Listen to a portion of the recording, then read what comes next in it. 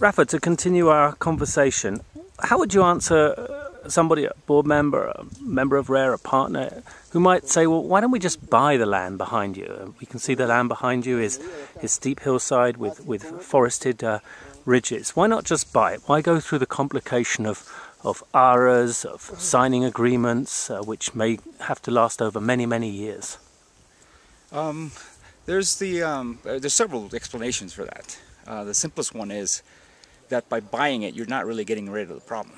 You still have to manage the land, you still have to oversee it, you have to pay somebody to take over it, otherwise people are just going to break your fence and put cattle in there, whatever, or burn it. So it's not just a matter of, okay, it's mine, now nobody gets in. It doesn't work that way. The other element is that if you start buying land like that, what you create is a marketing situation, which is speculation. So the first one will be cheap, and maybe even the second one will be cheap. Once people realize that there's people out there with money that are buying land, they're going to start, thinking about, well, if they paid 100, why not pay 1,000? And that is just a snowball effect. Another reason is that people here have a connection to the land. Why would you want to take them out? The Andean situation is a really, really large region, and 90% of it is steep hills. So people have been working these lands for thousands of years.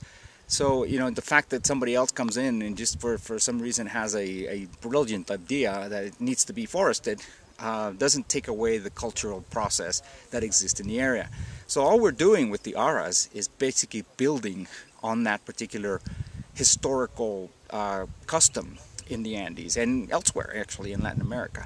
So if we can actually get people to work and understand the relationship that exists between what they do and the results of what they do downstream, or even within their own properties, then we have something that will sustain over time. One of the big issues we face today in the world is that people from the fields are flying or fleeing to the cities, which creates another big problem. So what do you do with these people that don't know anything but handle a machete or handle some kind of a agricultural tool? In the cities, they have no training, they have no education, they have nothing to contribute with. They only become a problem.